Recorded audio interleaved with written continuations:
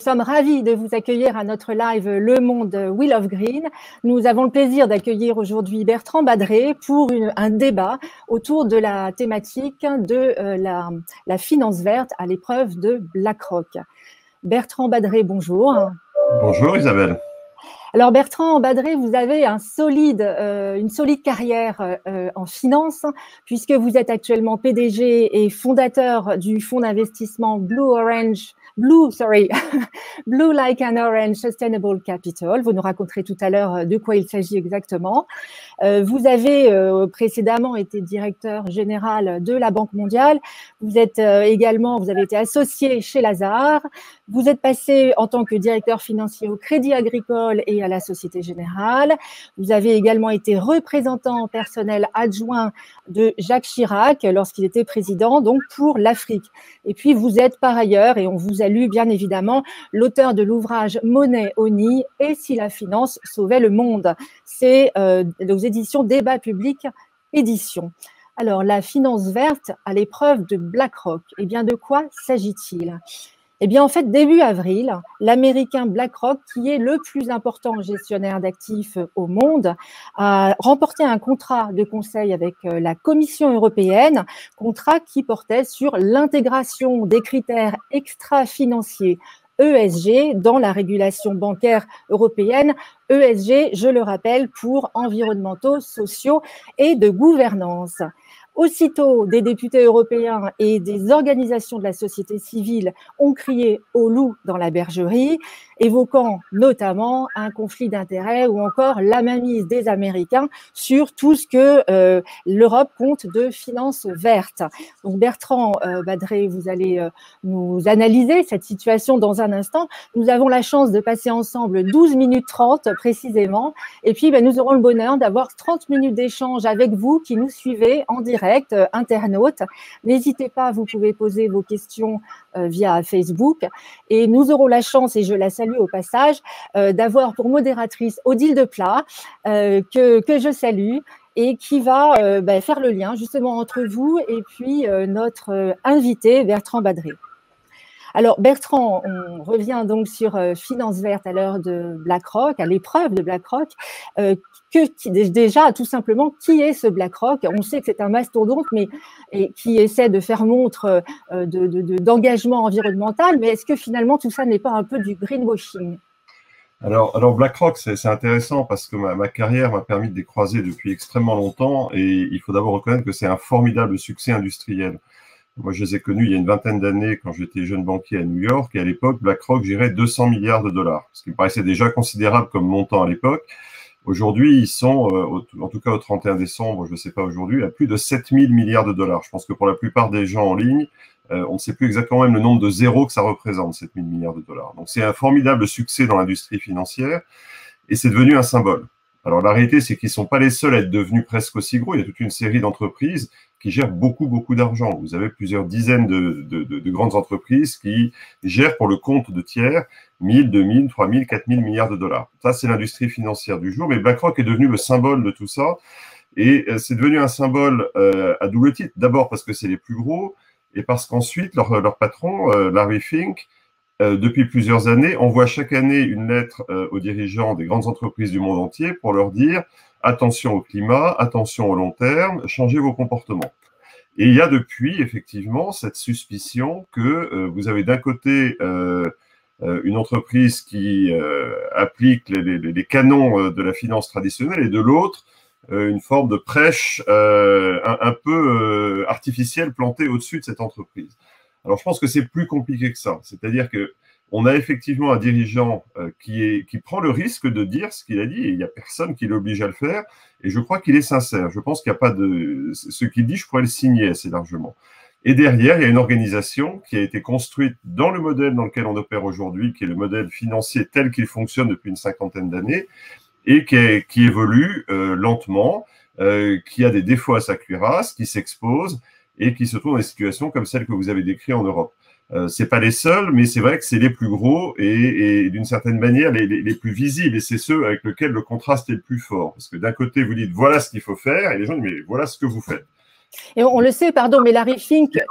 Mais on est vraiment dans cette tension. Et comme la finance verte est elle aussi un symbole, ben on a un choc de symboles qui est très compliqué à décrypter, mais qui a un avantage, c'est qu'on en parle et que ça permet de poser ces questions.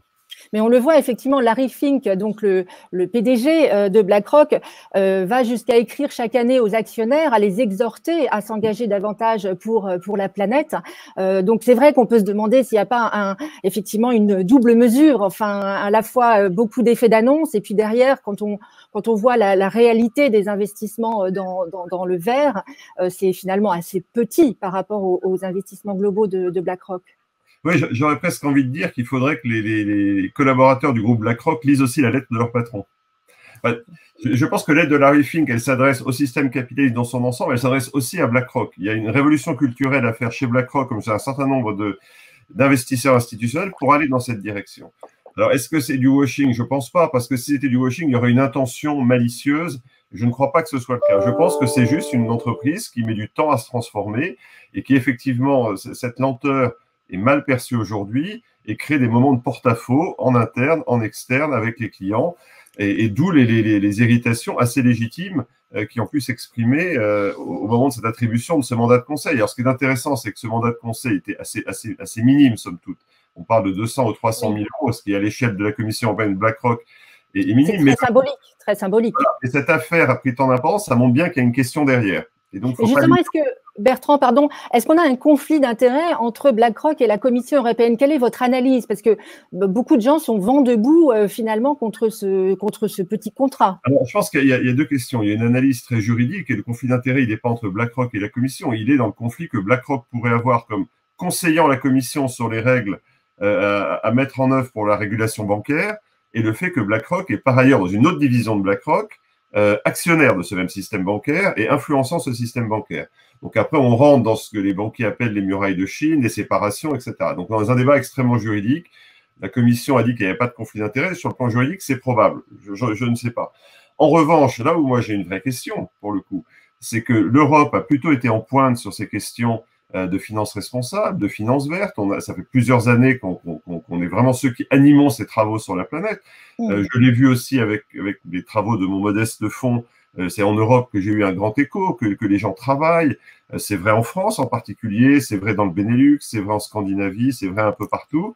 Et ce qui est très troublant, c'est que les Américains qui ont quand même le sens du business, pour faire très court, se disent « Ah oui, tiens, ces histoires de verre, de ESG, comme vous l'avez rappelé tout à l'heure, Isabelle, ça, c'est intéressant. C'est probablement le thème majeur et donc, il est temps qu'on s'en empare. » Et alors moi, ça me désole de voir comment l'Europe, qui a été en pointe là-dessus, va se faire déposséder par l'industrie américaine de ces concepts avec, alors, pas de procès d'intention à ce stade, mais on peut se poser la question, est-ce que la mise en œuvre, le déroulé sera aussi pur que les intentions de départ?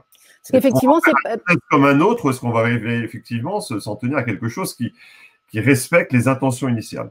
Effectivement, c'est pas le… L'Europe est abdiquée d'une certaine manière. Pardon, Isabelle. Non, pardon, Bertrand. Effectivement, c'est pas le seul cas d'école, si je puis dire, puisqu'on a eu récemment les Moody's qui a racheté, par exemple, l'agence de notation Moody's qui a racheté le français Vigeo, enfin le Vigeo Iris, hein, l'ex-agence. Et vous avez eu la même chose en Allemagne et aux Pays-Bas. Enfin, on a regardé Vigeo parce que c'est français. Mais ce qui est vrai, c'est que tous les grands acteurs américains qui opèrent dans ce secteur sont plutôt ceux qui ont senti que ça changeait et qui se disent je prends des positions et que on les a laissés faire. Et donc c'est pas la première fois que l'Europe part en avant et au moment où les choses commencent à devenir matures, on est un peu dépossédé du fruit de nos travaux. Alors, si on va au-delà, et vous le disiez très bien tout à l'heure, si on va au-delà de ce cas qui est symbolique, le cas de BlackRock, néanmoins, on le voit, il se passe tout autour de la planète une myriade d'initiatives vertes. Ce qui est intéressant, c'est qu'elles ne viennent pas, ces initiatives vertes, de doux rêveurs un peu chevelus, mais bien de fonds d'investissement, de grandes banques, de multinationales. Donc, finalement, qu'est-ce qui est réellement en train de se passer? Est-ce que c'est l'arbre qui cache la forêt, ou alors on est vraiment dans les prémices d'une révolution verte? J'allais dire les deux. on avait fait, alors je ne sais pas si je suis un rêveur chevelu, mais je suis devenu un rêveur barbu, mais on fait de l'investissement durable. Mais on avait il y a 5 ans avec Mark Carney, qui était à l'époque gouverneur de la Banque d'Angleterre, qui vient d'être nommé comme successeur de Michael Bloomberg pour diriger les efforts climat des Nations Unies, donc vraiment le monsieur climat au niveau mondial. Beaucoup parlé il y a 5 ans de ce qu'on avait appelé la révolution silencieuse. Et on avait listé, je ne sais pas si c'était une myriade, mais on avait listé 400 ou 500 initiatives de toute nature qui, sur la planète, contribuent à faire changer la finance. Et on avait dit, il y a une révolution silencieuse. Et on était très, très optimiste en 2015 que c'était un mouvement irrésistible. Alors, de fait, il y a plus d'initiatives aujourd'hui qu'il y en avait en 2015, mais il n'y en a quand même pas suffisamment. D'une certaine manière, c'est moins silencieux, mais c'est toujours pas révolutionnaire. Donc, il faut à la fois se réjouir du fait qu'il se passe beaucoup de choses et s'inquiéter du fait que c'est pas encore à l'échelle, c'est pas encore assez rapide et c'est pas encore assez enraciné. Et par rapport à cette situation et le Covid, qu'est-ce que vous pensez que va être la conséquence? Est-ce que finalement cette préoccupation du vert qui commence quand même à monter, est-ce qu'elle va voler en éclats à la faveur, si je puis dire, de la crise et du Covid, ou est-ce que vous pensez qu'elle va rester importante et dans l'agenda, par exemple, évidemment, de la Commission européenne avec son Green Deal? Alors là aussi, permettez-moi un détour par l'anglais. Il y a une formule que j'aime beaucoup en anglais qui dit « the jury is out ». C'est-à-dire qu'on ne sait pas encore très bien de quel côté ça va basculer. Je pense que l'Europe, et dans les récentes initiatives, y compris dans le paquet de relance de la Commission européenne, a marqué que ça devait être vert et durable. Donc, ça a été très clair. En même temps, donc ça, c'est je dirais, le leadership politique s'est exprimé. Pascal Canfin, notamment, a lancé un appel que j'avais signé avec lui et d'autres pour dire il faut que ce soit vert, il n'y a pas d'alternative. En même temps, on va se retrouver confronté à une crise financière et sociale très brutale. On le voit déjà aujourd'hui, mais je pense qu'on est au tout début de cette chose, de ce qui peut se passer dans les mois qui viennent. Et à ce moment-là, on va avoir les vraies tensions. Et donc, c'est à ce moment-là qu'il va falloir faire preuve de leadership et de compréhension. Il ne faut pas que le vert devienne punitif non plus. Donc, ça va être une ligne de crête très compliquée. On l'a bien vu sur les discussions sur l'automobile ou l'aérien en France. On voit bien, moi qui habite aux États-Unis, les termes de débat ne sont pas les mêmes. Et je dirais un succès européen a beaucoup de valeur, a une valeur exemplaire, mais ne suffit pas à entraîner la planète. Il ne faut pas non plus se raconter d'histoire. Et donc, on est à ce moment où, effectivement, on a une crise du Covid. Alors là aussi, je le répète souvent, des pandémies, il y en avait avant le capitalisme, il y en aura après, c'est pas lié. En revanche, que le Covid montre, alors il peut y avoir peut-être un peu plus de pandémies du fait des dérèglements climatiques, notre relation avec le monde animal, la multiplication des voyages, etc. Il y a peut-être des facteurs aggravants. Mais ce que montre le Covid, c'est que justement ce système économique et financier n'était pas encore prêt à traiter le climat, à traiter les tensions sociales. Donc, il faut qu'on rentre dans le cœur de ce modèle financier. Et c'est peut-être là, j'espère qu'il y aura une accélération liée au Covid, mais encore une fois, c'est pas gagné du tout. Il ne faut pas se raconter l'histoire. On est dans le moment un peu euphorique où on a, pense-t-on, terrassé la maladie. C'est l'été, on déconfine, il y a une forme d'optimisme. Et c'est tant mieux. Je pense que l'optimisme, que Keynes appelait les esprits animaux, c'est super. Ça aide à redémarrer. Mais la réalité est toujours là. Et donc, comment est-ce qu'on va, dans les mois qui viennent, tenir le cap? Merci Bertrand Badré. Je vais vous proposer maintenant de dialoguer en direct avec vous qui nous suivez pendant toute cette diffusion. Je vous le rappelle, vous allez poser, si vous le souhaitez, vos questions via Facebook. Et puis, ce sera notre modératrice que je salue au passage, Odile Deplat, qui est journaliste et qui fait partie de l'équipe Wheel of Green, qui va faire le lien entre vous et notre invité. Donc, allez-y, n'hésitez pas. C'est vraiment, vous êtes en train de suivre donc le live Le Monde Wheel of Green sur la thématique la finance verte à l'épreuve de BlackRock. Et notre invité est Bertrand Badré. Donc, à vos questions. Bonjour. Et donc, oui, quelques questions sont déjà arrivées. Il y a notamment celle de Franck Zippo sur Facebook qui se demande si la finance verte peut être utile à partir du moment où il y a une demande verte. Or, il nous précise que les grandes orientations des politiques économiques de l'Union européenne, par exemple, demandent à réduire les terres agricoles de 10% encore en 2021. Et voilà, il illustre ainsi ce paradoxe entre si les orientations ne sont pas vertes, voilà, à quoi pourrait servir cette finance. Alors, pour moi, c'est la question presque centrale. Si vous me permettez de faire un détour par Tolstoï, j'ai plus la phrase exacte en tête, mais Tolstoï disait « Tout le monde veut changer le monde, mais peu de gens veulent se changer eux-mêmes ». C'est-à-dire qu'on a tous très envie que ça change, et en même temps, on préfère que les efforts commencent à côté. Et le vrai défi, maintenant qu'on a pris la mesure de ce que c'était que le changement climatique, on a vu qu'il a fallu arrêter l'économie mondiale pendant 3 mois pour se mettre sur la trajectoire précisée par les accords de Paris. C'est évidemment un prix qui est impossible à payer. On ne va pas arrêter l'économie 3 mois tous les ans pendant 15 ans pour arriver au bon endroit à la fin des projections. Et donc, on voit bien que ça ne sera pas juste un tout petit peu plus de ce qu'on a toujours fait, mais qu'il va bien falloir changer toute une série de comportements individuels et collectifs. Et donc, ce n'est pas pointer du doigt, tiens, il y a ce truc dans l'agriculture, tiens, il y a ce truc dans les transports. C'est un effort collectif absolument majeur, qui n'est pas impossible, mais qui est difficile. Et pour moi, c'est vraiment l'enjeu des prochaines années, si vous voulez. On a un système, et on ne va pas se raconter d'histoire. Les Français, quand je parle, les gens disent « Ah oui, Bertrand, ça c'est les Français, ils veulent faire la révolution, le grand soir, on le connaît, mais enfin, le monde ne fonctionne pas comme ça. » Donc, on ne va pas d'un coup de baguette magique passer du système dans lequel aujourd'hui à un autre système demain. Mais ce qui ne veut pas dire qu'il faut abandonner l'idée de passer à un autre système. Simplement, on a un système d'économie de marché capitaliste qui est ce qu'il est aujourd'hui et qui, hors de tout contrôle, suit comme l'eau la ligne de plus grande pente. Et ça va, je maximise mon profit, je vais à l'endroit, si je n'ai pas de contraintes, j'y vais. Je pense qu'il faut qu'on revienne à l'essence de l'économie, qui est la gestion de ressources sous contrainte. Et donc, il faut transformer les contraintes qui s'appliquent à cette économie pour aller dans la bonne direction. Si on veut que notre économie et notre système capitaliste nous entraîne vers une économie durable et équitable, il faut en prendre les moyens. Et les moyens, il y en a au moins 2. Il y en a un qui est le marché proprement dit, donc déjà d'enserrer notre économie, d'un côté par le marché au sens investisseur, consommateur, collaborateurs, enfin les 30 000 jeunes qui ont signé en disant « je n'irai pas travailler dans des entreprises qui ne se comportent pas bien », les consommateurs qui doivent être cohérents, on est tous schizophrènes à se dire « ah, c'est vraiment pas bien ce qu'ils font, mais quand même ce t-shirt à 1 €, c'est pas mal ». On est tous passés par là. Donc là aussi, il faut se poser la question en face. Et comme investisseur, est-ce qu'on va jusqu'au bout? Est-ce qu'on met notre argent là où vont nos valeurs? Ou est-ce qu'on dit, bah, après tout, c'est pas mon problème? Donc si le marché se transforme et s'éduque, bah, l'économie de marché, elle va suivre. Si on lui dit, bah, il faut aller dans cette direction, bah, on va le faire.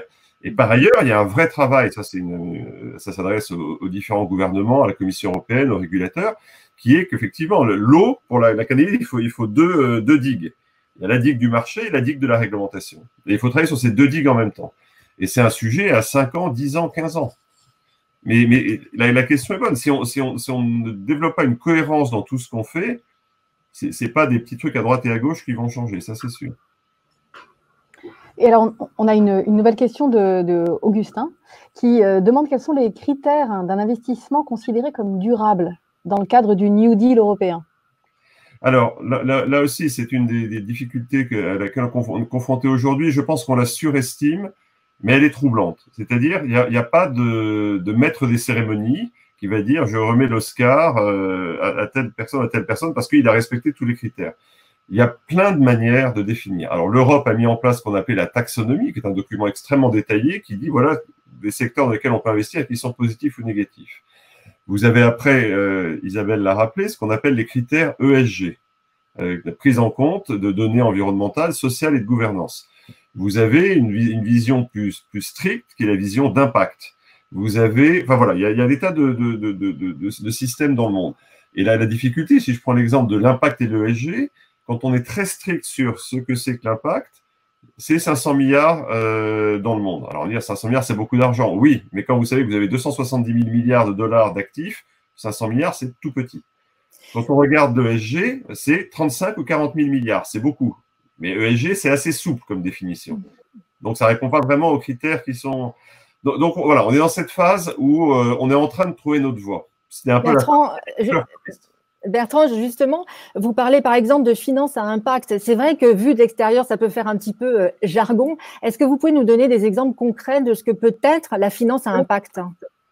Alors, là aussi, il y a plusieurs manières de modifier. Et d'abord, il y a une question sur ce qu'est l'impact, comment on le mesure, au sens, par exemple, un impact positif pour le climat, c'est une moindre émission de gaz à effet de serre. un impact positif sur la santé, c'est une moindre morbidité dans les hôpitaux dans lesquels vous investissez, etc. Enfin, donc, vous avez toute une série de choses. Le choix que nous avons fait pour Blue Like an Orange, le fonds que j'ai créé avec mes associés il y a quelques années, c'est de se dire, on a un cadre universel qui a été adopté en 2015 qui s'appelle les Objectifs du développement durable. Alors, ce cadre, il est pas très facile, c'est 17 objectifs, 169 cibles, il a plutôt été pensé pour la sphère publique, donc il n'est pas complètement, immédiatement adaptable à des investisseurs privés. N'empêche que c'est le seul qu'on a aujourd'hui. Il ne faut pas se raconter d'histoire. Dans le contexte international actuel, il est très peu vraisemblable qu'on arrive aujourd'hui à réunir tout le monde en disant, bon, écoutez, on va adapter le cadre. Donc, prenons ce qu'on a et essayons de vivre avec. Donc, c'est ce qu'on a fait. Et donc, quand on parle d'impact, on raccroche l'impact de notre investissement à ces objectifs de développement durable. Est-ce que l'investissement que je fais contribue d'une manière vérifiable, dans la durée, à une réalisation de ces objectifs? Ça, c'est le cœur. Et après, il y a des traductions financières qui sont différentes. Il y a et qui sont légitimes. Encore une fois, il faut tout. Vous avez de la philanthropie, des gens qui font un don et qui disent je fais un don parce que ça a un impact. Et c'est très bien. Et il faut de la philanthropie. À l'autre extrémité, vous avez ce que je fais parce que pour transformer le système, il faut jouer avec le système, qui est de dire aujourd'hui, vous êtes un assureur ou un fonds de pension, vous devez être rémunéré du risque que vous prenez. Vous ne pouvez pas dire à vos assurés, écoutez, je vais avoir de l'impact, donc ça va vous rapporter moins, mais c'est pas grave, vous serez payé au centuple au paradis. Ça marche pas dans le monde d'aujourd'hui. Là, ça marchera pas demain, mais aujourd'hui, ça marche pas. Et donc, vous devez combiner, toujours pareil, un impact avec une performance de marché, une rémunération normale. Et puis, vous avez des tas de choses entre les deux qui sont, on accepte parce que c'est utile d'être moins rémunéré parce que ça permet de faire des choses qui ont un impact. Et ça, c'est un choix individuel. Il y a une compagnie d'assurance, de par son statut, ne peut pas faire ce choix. Et donc, vous avez toute une gamme de choses, depuis le don le plus traditionnel, la philanthropie, jusqu'à l'approche de marché et tout ce qui est entre les deux. Ce qui unit, c'est l'impact, et l'impact, il doit être mesurable et intentionnel. Ce n'est pas accidentel, l'impact. Dans mon investissement, dans mon don, je veux qu'il y ait un impact, et je dis avant quel impact il s'agit. Odile? Alors, justement, oui, on a des questions qui sont, je vous l'avoue, assez complexes. Donc, voilà, parfois, je m'y prends à deux fois avant de bien les restituer. Je crois que Félix Rouz demande quels sont, en fait, est-ce que les investisseurs s'inquiètent plus du climat ou de la crise écologique ou de la disparition de la biodiversité? Finalement, est-ce qu'il y a des sujets qui comptent plus que d'autres dans la filière verte? Oui, alors... de manière évidente, parce que c'est la préoccupation qui a été discutée la plus précocement, le climat, et ce qui est le mieux compris maintenant. Je pense que la plupart des gens, en tout cas, qui s'intéressent à ça, savent ce que c'est que des gaz à effet de serre, savent ce que c'est l'objectif net zéro. Enfin, il y a quand même une socialisation de ces thèmes depuis une vingtaine d'années, extrêmement forte. Pour les Français, notamment, les accords de Paris étaient un moment un peu catalytique où on a vu ce qui s'est passé, c'était chez nous, etc. Donc, il y a quand même une prise de conscience des enjeux climatiques qui, par ailleurs, sont des vrais enjeux. Enfin, on voit bien la dégradation et l'accélération ces derniers temps. Donc ça, c'est vraiment une préoccupation majeure. Maintenant, il y a les outils de mesure, il y a la boîte à outils pour traiter cette question. Alors, c'est pas suffisant, mais ça existe et c'est exploitable. Et on voit derrière, je pense qu'il y a toute une série de thèmes, et je le vois parce que mon fonds, par exemple, évidemment, prend en compte les aspects climat, mais les questions, vous l'avez mentionné, de biodiversité montent en puissance de manière très évidente. Emmanuel Faber, avec Danone notamment, est un de ceux qui portent ces sujets en France de manière extrêmement forte. On va avoir en Chine, alors ça devait avoir lieu cette année en novembre, c'est reporté à l'année prochaine, une COP 15. Alors évidemment, COP, ça veut dire conférence des parties. Donc il y a des COP sur le climat, des COP sur la biodiversité, donc il ne faut pas les confondre. Mais une COP 15 sur la biodiversité, dont les Chinois veulent qu'elle soit la biodiversité, ce que Paris a été au climat. Donc je pense que la biodiversité est un thème qui va monter en puissance. On commence à en parler, ça reste un peu à la périphérie. Mais vous avez un autre thème qui est important dans le développement durable, qui est l'égalité homme-femme, par exemple. Voilà, donc il y a toute une série de thèmes qui marchent ensemble. Donc les objectifs du développement durable adoptés en 2015, ils capturent tout ça. C'est pour ça qu'à titre personnel, j'ai retenu ce cadre, parce qu'il y a toute une série de choses à l'intérieur. Mais c'est vrai qu'après, pour les investisseurs, il y a des effets plus structurants qui peuvent être des effets, je dirais, de long terme, des effets de mode, mais c'est exact. Donc le climat s'impose comme le sujet majeur, c'est celui qui a aidé à libérer les esprits et la parole. Mais derrière, on va enchaîner sur toute une série d'autres sujets dans les prochaines années. Merci beaucoup à Augustin, merci à Félix pour ces questions très intéressantes. N'hésitez pas, vous êtes en direct du live Le Monde We Love Green. Je vous le rappelle, nous recevons Bertrand Badré et sur la thématique la finance verte à l'épreuve de BlackRock. Donc n'hésitez pas, mettez vos questions dans les commentaires via Facebook. Alors, Franck Zippo se demande si la finance a-t-elle enfin conscience qu'il est temps de libérer des énergies propres qu'elle a rachetées aux inventeurs. Alors, il y a cette idée que peut-être voilà, les énergies propres auraient été freinées finalement. C'est comme ça que je comprends cette question. Les énergies propres et que la finance aurait racheté aux inventeurs. Donc, est-ce que vous avez ce sentiment? Est-ce que le capitalisme bien comprendre la question et je m'en excuse. Mais je pense qu'il faut, et ça c'est vraiment quelque chose que je répète et que je pense extrêmement fortement, il faut voir la finance, et c'est pas facile parce que la finance n'est pas toujours comportée comme ça, comme un bon serviteur et un mauvais maître. Et là aussi, il faut revenir à la sagesse populaire. Hein. C'est vraiment l'idée que la finance est un outil et que la main contrôle l'outil. Donc, faut pas dire à la finance, excusez-moi de vous demander pardon, est-ce que vous pourriez faire ça? C'est je prends le contrôle. Et toi, finance, tu vas faire ça, ça et ça. Et c'est pour ça qu'il y a un travail de fond qui est à peine commencé sur les règles, sur nos modèles.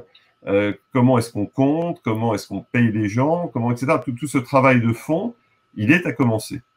Moi, je dis souvent, et ça fait peut-être un peu écho à la question qu'on vient d'avoir, au 19e siècle, donc le siècle de la révolution industrielle, des débuts du capitalisme, on était très focalisé sur le rendement. En gros, vous aviez une mine de charbon, vous creusiez, quand la mine était épuisée, vous alliez creuser 3 km plus loin, et puis épuisé, etc., et vous bougez.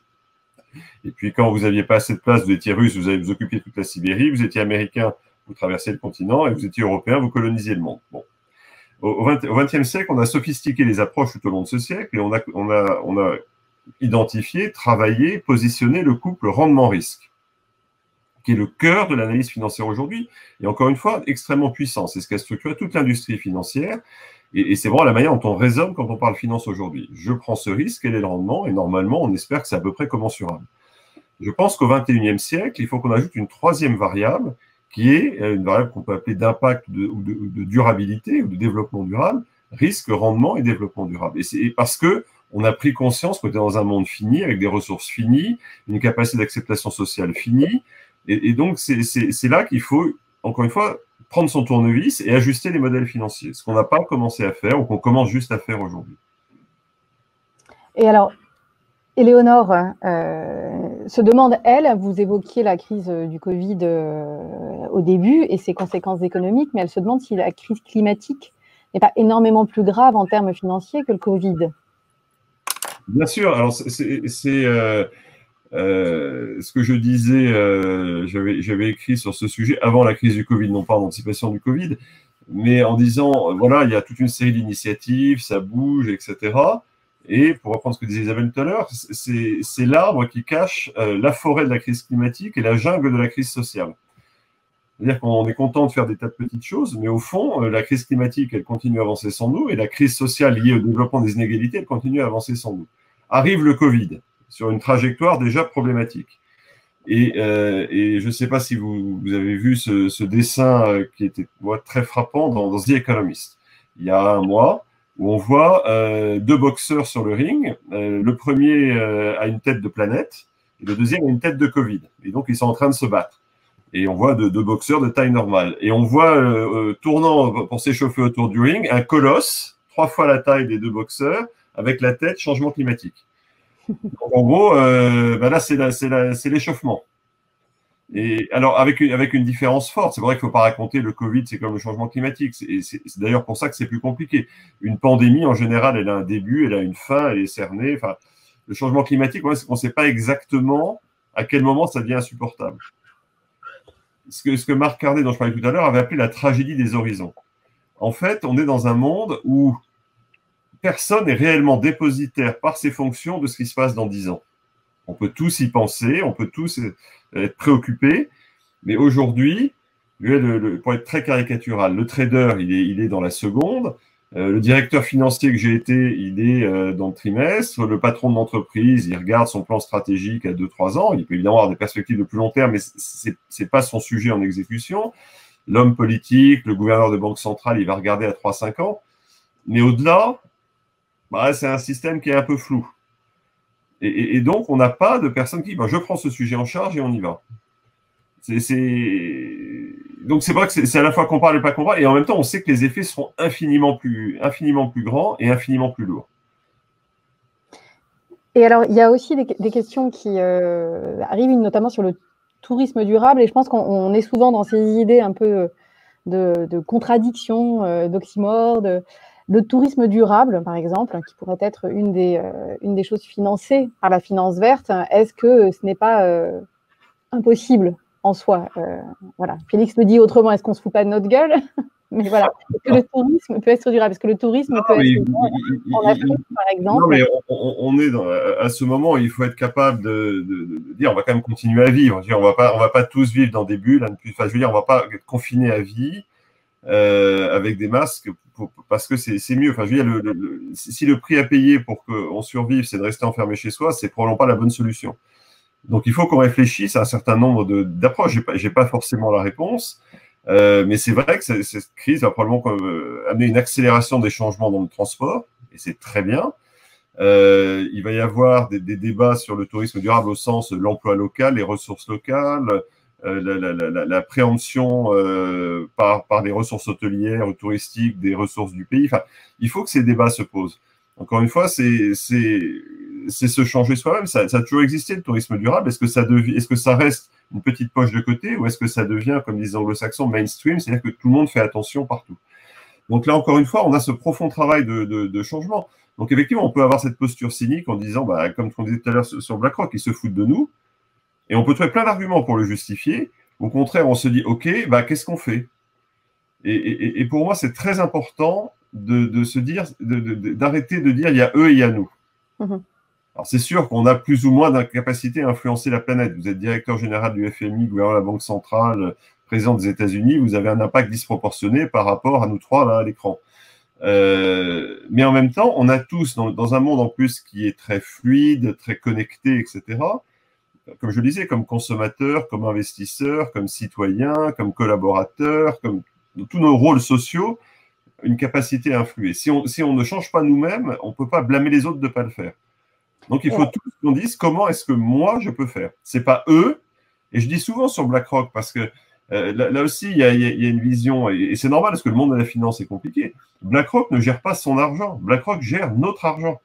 Je pense que beaucoup de nos auditeurs seraient surpris de savoir qu'une partie de leur épargne est gérée par BlackRock. Donc, on ne peut pas dire c'est eux. Oui, c'est eux. Mais en même temps, c'est notre argent. Donc, comment est-ce qu'on recrée ce lien en disant mais je veux que vous ayez dans cette direction? Et pour en revenir à Larry Fink, je pense qu'il a compris en termes commerciaux, en termes business, que c'était très important et qu'il faut qu'il change son entreprise.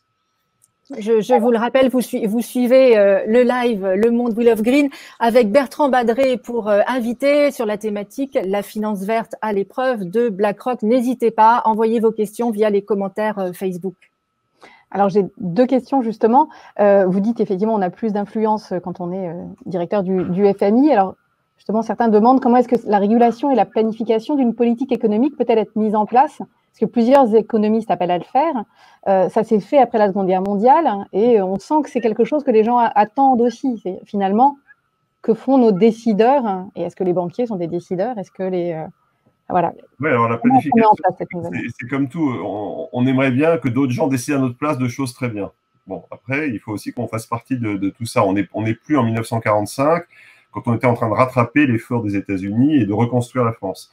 Là, la France, elle n'est pas détruite. Il faut la transformer. Et le monde, il n'est pas détruit, il faut le transformer. Donc, c'est pas la même problématique qu'après une guerre, même s'il y a beaucoup d'échos.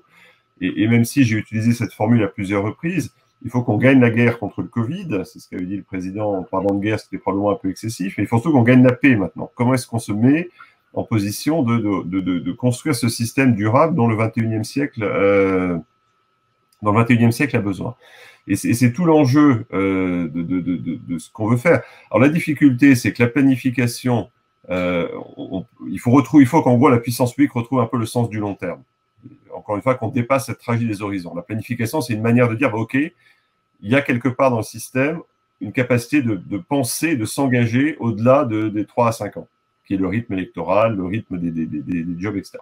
C'est ça qu'on veut. Alors, je pense que c'est pas impossible à l'échelle de pays comme la France. On l'a fait, on a plutôt cette tradition. C'est probablement possible à l'échelle européenne. Ce qui est difficile, c'est toute une série de ces sujets, le climat étant le premier, mais des sujets comme la cybersécurité ou le risque sanitaire sont des sujets par essence mondiaux. On ne va pas planifier sur le Covid tout seul en France. Enfin, il faut qu'on soit prêt s'il y a une prochaine pandémie à y faire face, mais ce n'est pas nous tout seuls. Et pour moi, un des chocs majeurs et probablement les plus difficiles à surmonter de cette crise, c'est l'absence de coordination internationale. C'est-à-dire qu'à un moment où les préoccupations mondiales, au sens de risques mondiaux, de biens publics mondiaux, etc., s'imposent de manière évidente, on a en face une dégradation du système immunitaire, du système de réponse. Je prends l'exemple, parce qu'il ne faut pas les oublier, on est préoccupé de la France et c'est normal quand on est des États-Unis, quand on est attaqué, on pense naturellement à son propre environnement. Mais on voit bien qu'il y a quand même toute une partie de la planète, les pays émergents en développement, qui sont attaqués extrêmement durement par la maladie, bien sûr, mais aussi par la récession économique, la baisse du prix des coûts des matières premières, la baisse des transferts des migrants. Les travailleurs migrants sont ceux qui sont les premiers touchés dans nos économies, qui ne peuvent plus envoyer d'argent chez eux, par exemple. Donc tout ça crée une tension extrêmement forte dans ces pays émergents en développement. Les Nations Unies ont évalué à 2500 milliards de dollars les besoins pour faire face à ce choc. Et là, le G20 se réunit avec de grands efforts, notamment européens et français. Le G20 finit par décider d'un moratoire sur le service de la dette pendant plusieurs mois, de l'ordre de 14 ou 15 milliards de dollars. 2500 milliards de besoins, un effort collectif de 15 milliards. Donc ça ne marche pas. On n'est pas dans un système qui prend en charge la collectivité. Merci. Bon. Alors, on le voit, vous êtes très nombreux à nous poser des questions. On ne pourra pas évidemment les prendre toutes, mais néanmoins, Odile, nous t'écoutons sur les questions. J'entends pas. Je n'entends pas. Je coupe mon micro pour l'écho et j'ai oublié de le rallumer. Mathilde se pose une question très intéressante. Est-ce que la finance verte va entraîner une baisse de la croissance? Et finalement, est-ce que la finance verte peut-elle être en faveur de la décroissance? Alors, là aussi, le concept de croissance, c'est très intéressant parce que la crise de 1929-1930, c'est autour de ce moment-là qu'il y a deux outils qui se sont déployés, ce qu'on appelle la comptabilité nationale, donc notamment la mesure de la croissance, le PNB, etc. C'est vraiment un bébé des années 30 et 40.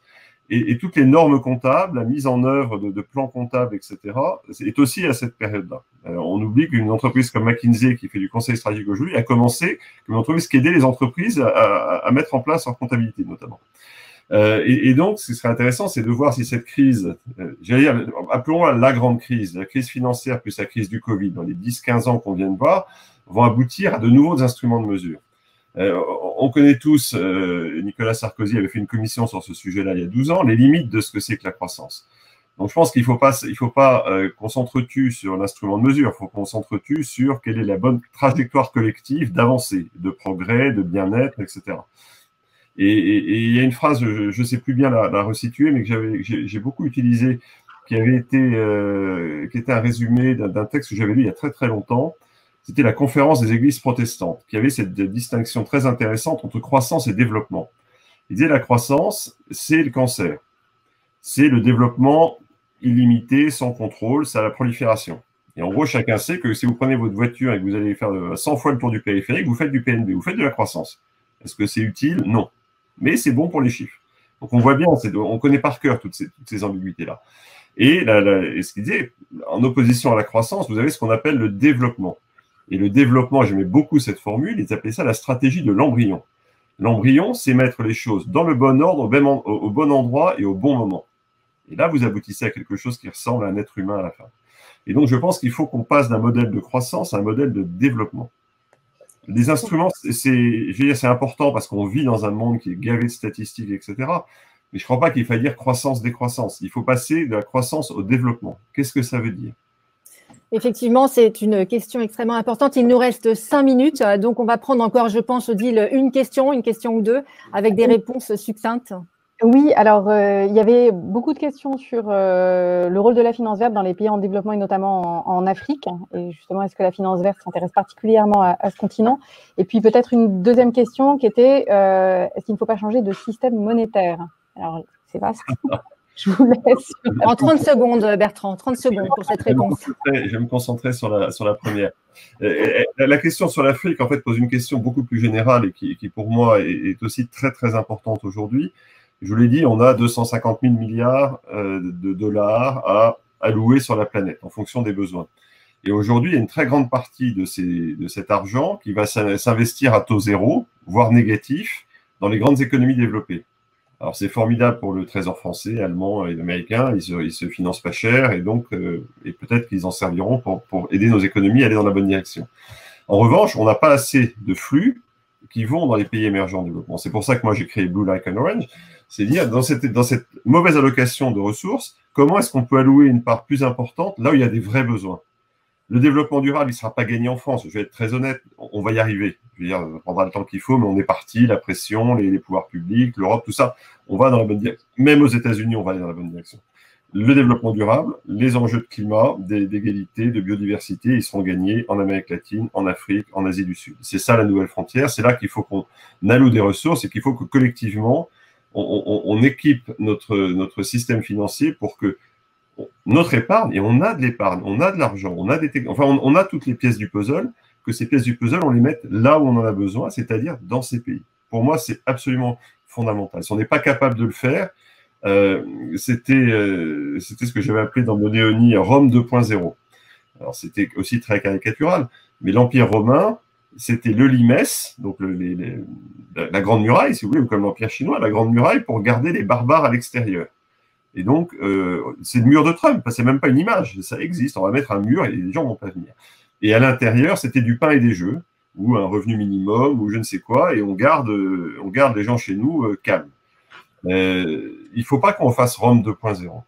Il faut pas que le futur, ça soit plus de bateaux en Méditerranée pour empêcher les gens de traverser, un mur plus haut au Mexique. Il faut qu'on trouve ce système-là. Sinon on a un problème collectif absolument immense.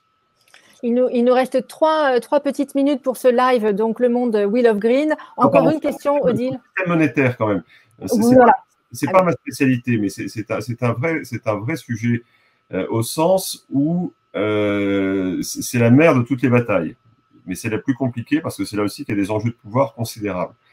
Pour moi, une des dates les plus importantes de l'histoire économique récente, c'est le 15 août 1971. C'est le jour où Richard Nixon a décidé de suspendre la convertibilité en or du dollar. On avait un système qui était organisé autour de l'or, avec en dessous le dollar et les autres monnaies. Le jour où il a suspendu, d'abord temporairement puis définitivement, on est passé d'un système organisé à un système de marché, y compris mentalement. Aujourd'hui, si je vous demande combien vaut un euro, vous allez me dire ça vaut X dollars, et je vous dis un dollar, ça vaut combien? Ça vaut Y euros. Et on flotte. Et on est habitué parce qu'on est dans une logique de marché. On a appris à ce que ça flotte tout le temps. Et on a un système qui reste très dominé par le dollar aujourd'hui. Est-ce que c'est tenable avec les États-Unis tels qu'ils sont peut-être en train d'évoluer? Est-ce que ça garantit suffisamment de ressources financières et monétaires à la planète? Est-ce qu'il ne serait pas temps de retravailler sur les ressources propres du FMI? Alors, je suis désolé, on va faire du jargon sur ce qu'on appelle les droits de tirage spéciaux qui avaient été créés une 50aine d'années et que les États-Unis ne veulent pas modifier aujourd'hui. Donc, il y a vraiment des enjeux de pouvoir. Et puis, à côté, vous avez, là, c'est un sujet en soi, le développement des monnaies alternatives, avec sous toutes leurs formes, qui pose aussi cette question de la monnaie. Mais là, pour le coup, ça vaudrait une autre session complète. Mais en tout cas, c'est clairement une des questions aussi qui sont sur la table. Merci. Odile, les questions, j'imagine que les questions sont encore très, très nombreuses. On ne pourra pas malheureusement toutes les poser. Malheureusement.